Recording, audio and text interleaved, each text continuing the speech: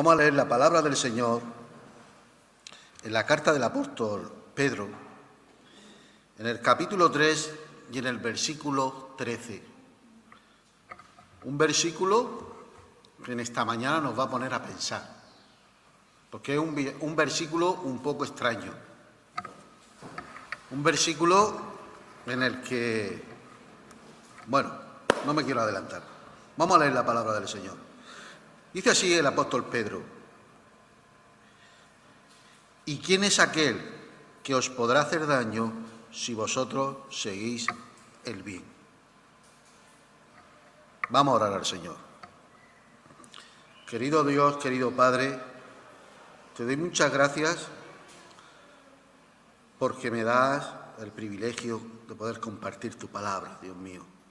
Te ruego, Señor, que me limpies, Señor, mi corazón, mi alma, mi espíritu, mi ser, el ser interior mío, que lo limpies, Padre.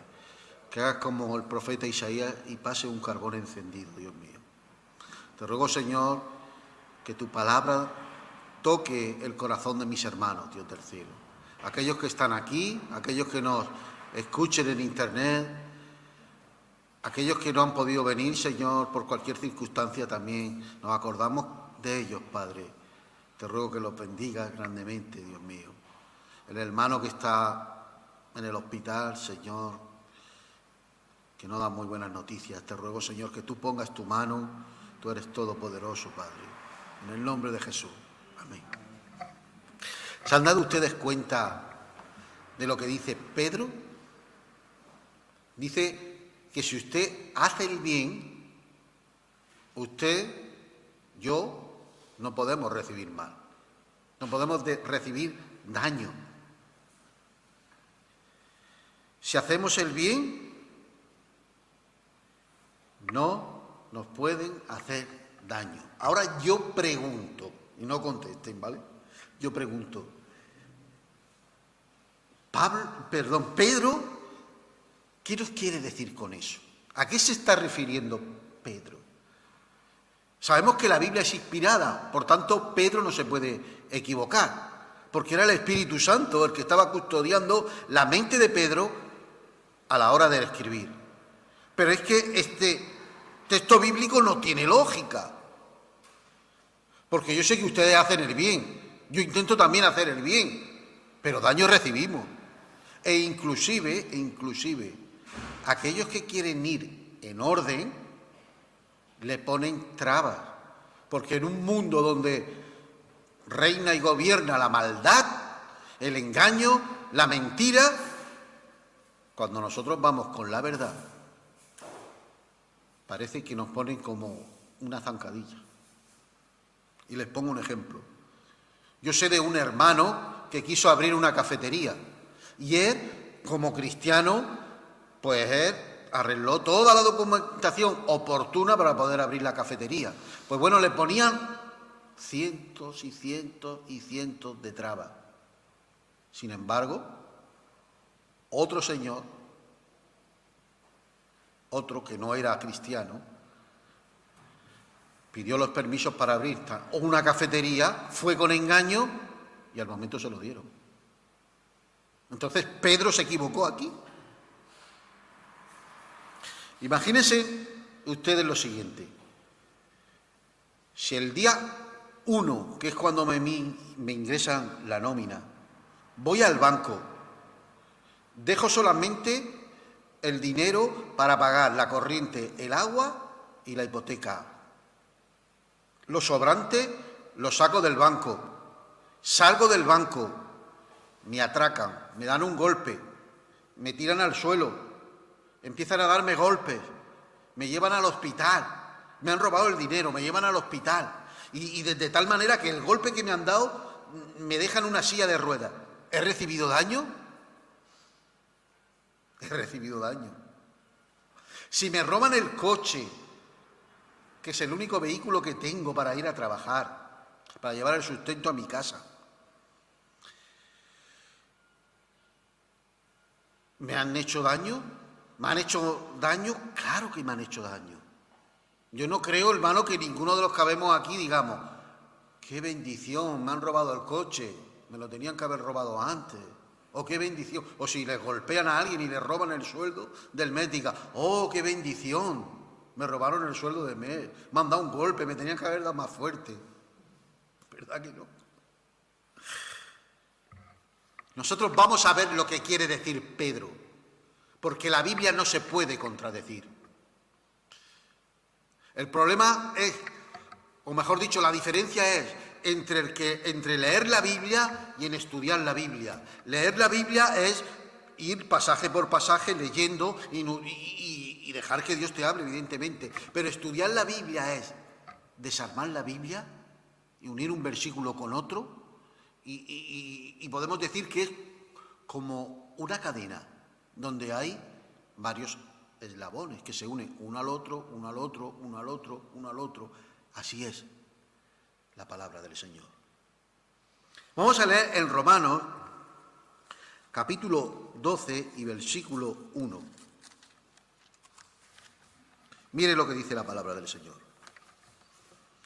Así pues, hermanos, os ruego por la misericordia de Dios que presentéis vuestros cuerpos en sacrificio vivo, santo, agradable a Dios, que es vuestro culto racional. Ustedes dirán, ¿y qué tiene que ver este texto con lo que dice Pedro? Que si yo hago el bien, no puedo recibir mal. Vale. Miren, hermano, la última palabra que utiliza Pablo, escribiendo a los romanos, vuestro culto racional, es la palabra lógica. Os ruego por la misericordia de Dios que presentéis vuestros cuerpos en sacrificio vivo, agradable, etcétera, etcétera, que es vuestro culto de lógica. El cristianismo es, como diría yo, es una relación con Dios, pero es lógico, tiene su lógica. Y la Biblia nos llama a pensar, la Biblia nos llama a meditar. Ustedes, si cogen una concordancia greco-española y toman la raíz de la palabra sentir, se van a dar cuenta que no tiene nada que ver con algo sensorial, que nos hemos equivocado, no tiene nada que ver con algo sensorial, sino tiene que ver con pensar. Y Jesús de Nazaret y el apóstol Pablo eran pensadores y pensaban. Y en esta mañana, hermano, yo quiero que ustedes piensen y juntos vamos a pensar y vamos a meditar en el versículo de Pedro. Si yo hago el bien, nadie me puede hacer mal. ¿Qué palabra nos quiere decir el Señor por medio de Pedro?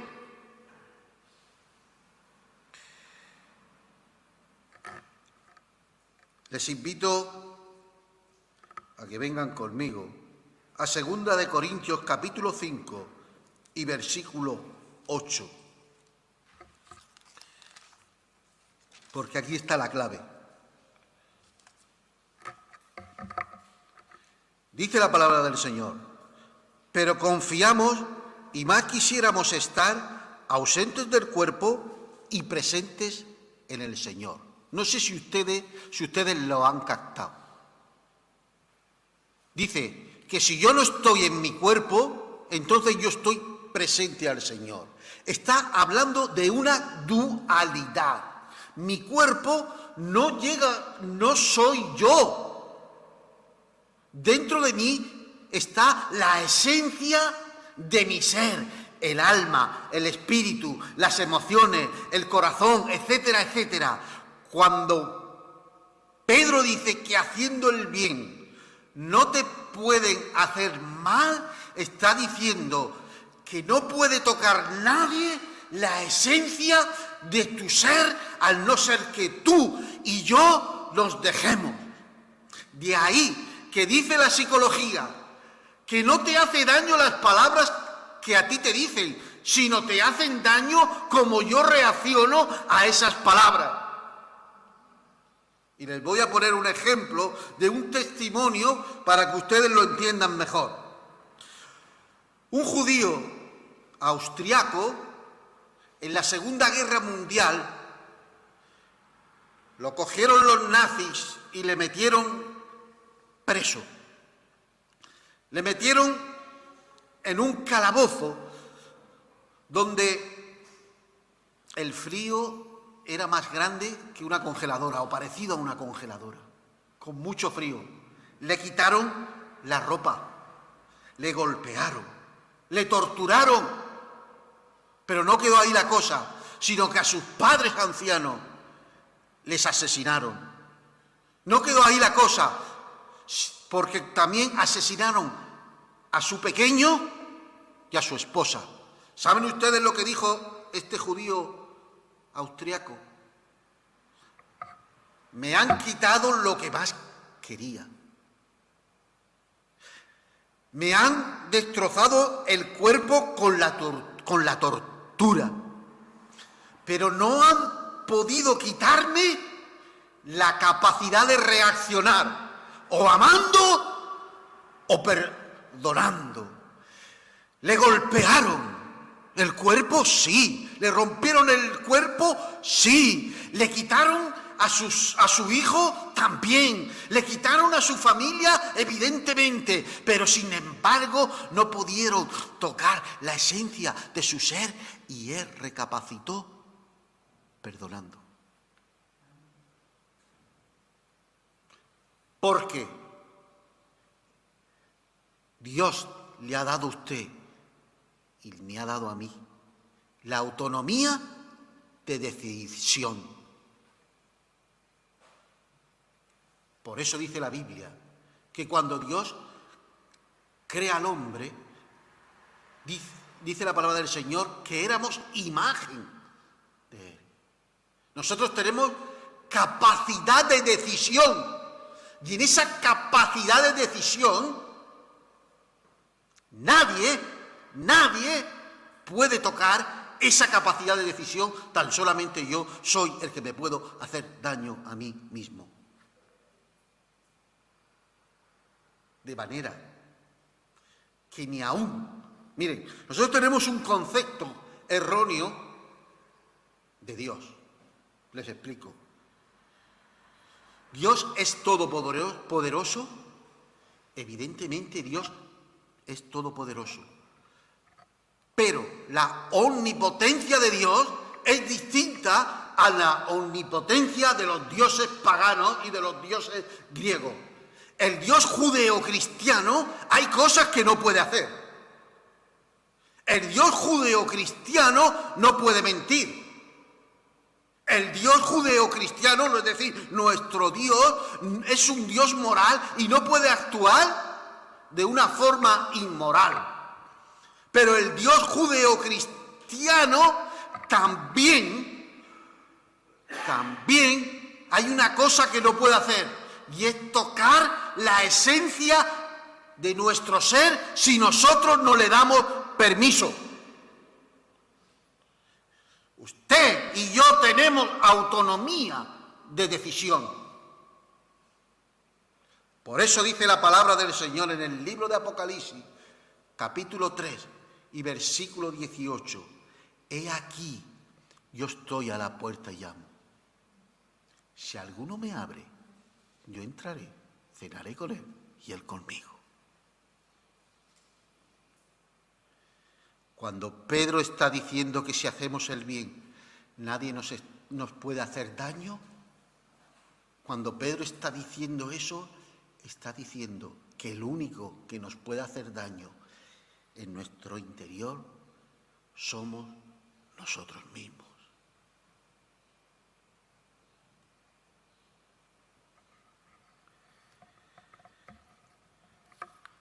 Las palabras, hermano, te pueden dañar dependiendo de cómo tú reacciones, de cómo yo reaccione.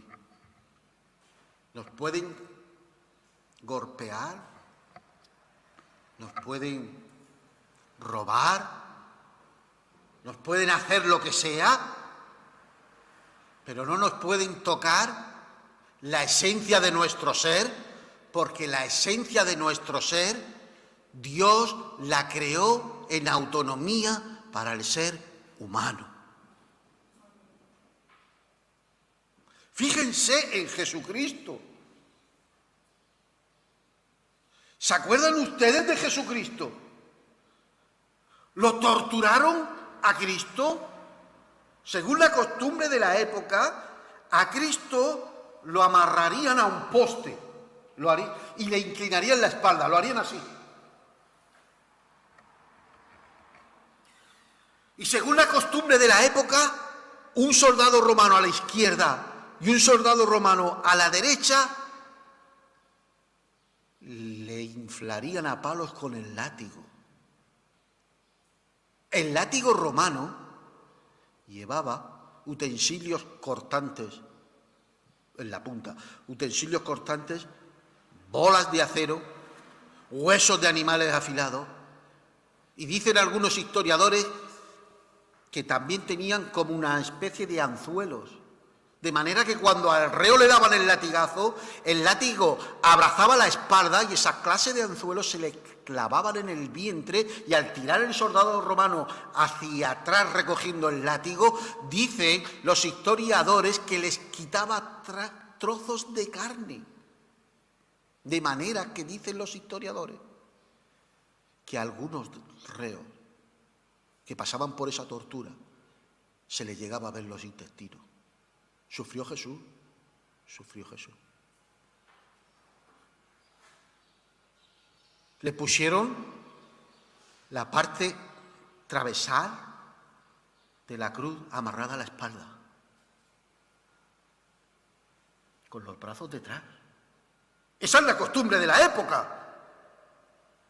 Y cuando mi Cristo caminaba camino a la cruz, estoy seguro al 100% que Cristo caería al suelo. Algún empujón de un soldado romano, de la debilidad las piernas le temblarían. Y la madera que atravesaba, si no recuerdo mal, pesaba entre 40 y 50 kilos. ¿Ustedes se imaginan el golpe de Cristo al caer en la tierra? Al caer por el camino, llevaba las manos atrás. ¿Paraba el golpe con qué? Con la cara. ¿Sufrió el cuerpo de Cristo? Sufrió el cuerpo de Cristo. La corona de espinos que le pusieron a Cristo, nosotros, por la cultura nuestra, pensamos que es una corona como aparecen en los cristos de la Iglesia Católica, así redonda, etc. No, era como una especie de casco que le cubría todo el cráneo, toda la cabeza. Los espinos, si no recuerdo mal, tenían una longitud de 8 centímetros. De manera que al clavarse ese casco de espino, a algunos reos ahí morían porque le punzaba el cerebro. Le metieron unos clavos de 10 centímetros por aquí. Hay un libro que se llama La autopsia de Cristo, que lo escriben médicos. Por aquí le metieron el clavo. Y por aquí pasa el cúbito y el radio. Y dicen estos señores que cuando le perforó el clavo, el cúbito y el radio, el dolor fue tan atroz que ni con morfina se lo hubiese quitado. Lo dejan solo. Igualmente pasa con los pies, se los clavan. ¿Le rompieron el cuerpo a Cristo? ¡Sí! Le hicieron daño mucho, pero no pudieron tocar la esencia de su ser como hombre. Y él dijo: Padre, perdónales, porque no saben lo que han hecho.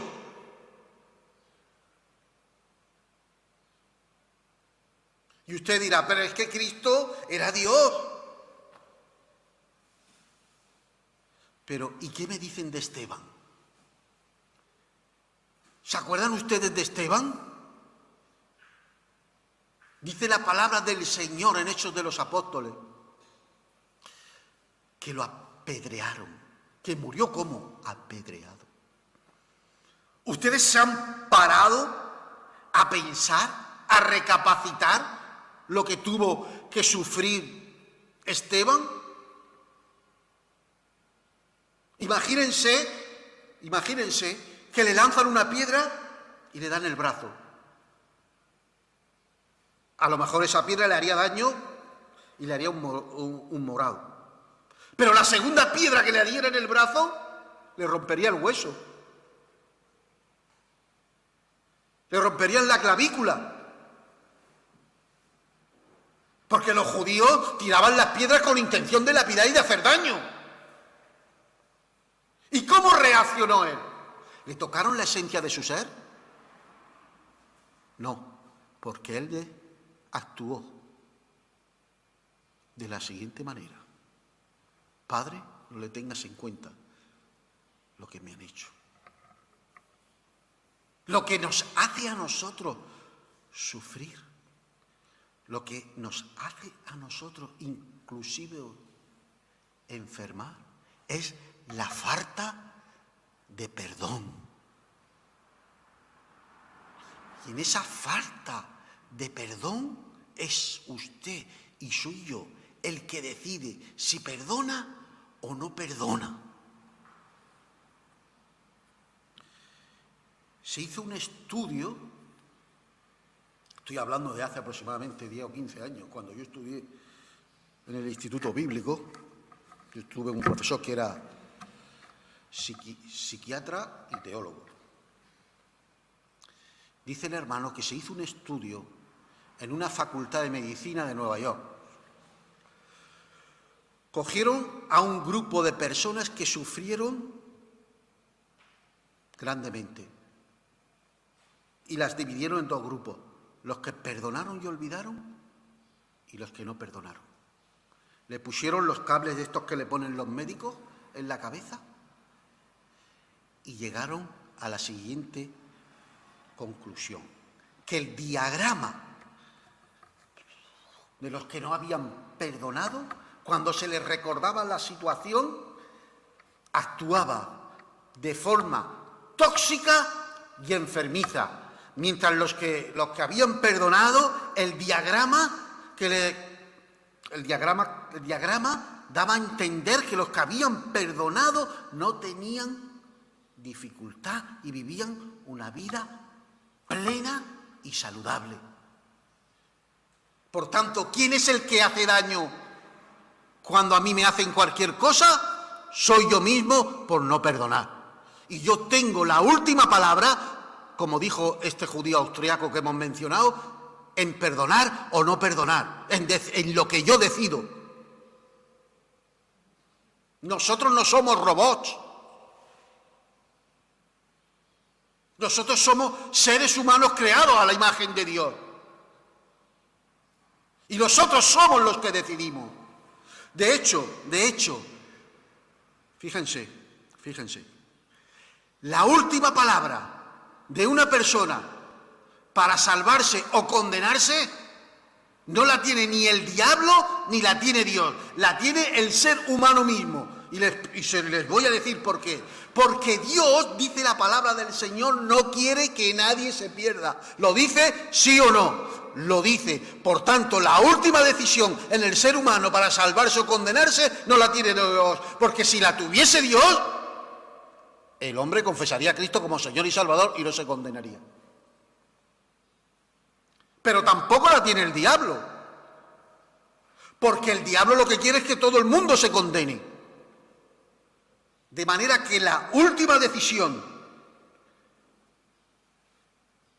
la tiene el hombre, el ser humano. Dios nos ha dado autonomía y de la manera que yo administro esa autonomía, o me hace daño o me beneficia. La palabra del Señor en Juan capítulo 10 y versículos 10 es preciosa. Porque dice, he aquí que yo he venido para que tengan vida y vida en abundancia. Ahora, ¿qué significa vida en abundancia? Vida en abundancia significa una vida de calidad, una vida de gozo, de paz, de paciencia, de benignidad, de mansedumbre, de templanza, etcétera, etcétera. Dios, por medio de Jesucristo, me da todo lo necesario para yo ser feliz. Y Cristo vino para que tengamos vida y vida en abundancia. Y aquí surge una pregunta. Entonces, ¿por qué hay cristianos, como dice la palabra del Señor en 1 Corintios, carnales y cristianos espirituales? ¿Es que acaso Dios hace discriminación de personas? ¿Es que acaso a Pepe lo quiere más que Antonio? Porque Pepe vive una vida en abundancia y Antonio sigue siendo el mismo de siempre. ¿Qué es lo que ha pasado ahí? La Biblia no puede fallar. Pues ni más ni menos de que Dios te da los recursos, me da los recursos para que yo tenga una vida en abundancia. Pero la manera en la que yo uso los recursos es mi responsabilidad. Y si los uso bien, entonces voy a tener la vida en abundancia. Pero si en lugar de usar bien esos recursos que Dios me da, los cojo y los desparramo, voy a ser un cristiano carnal y siempre voy a estar igual. ¿Se dan cuenta? Qué fácil que es. La palabra del Señor dice: haced morir en vosotros lo terrenal. ¿Se dan ustedes cuenta? ¿Qué dice? Haced vosotros morir lo terrenal. Soy yo, con la ayuda del Espíritu Santo, evidentemente, porque por mí mismo no puedo. Pero yo soy el que decido. Soy yo el que dice: Señor, quiero ser un árbol lleno de tu fruto. Y el Señor nos dice, por medio de su palabra: yo te voy a dar todos los recursos. Yo pongo a tu alcance el Espíritu Santo. Pero te tienes que esforzar. Dios nos demanda que nos esforcemos.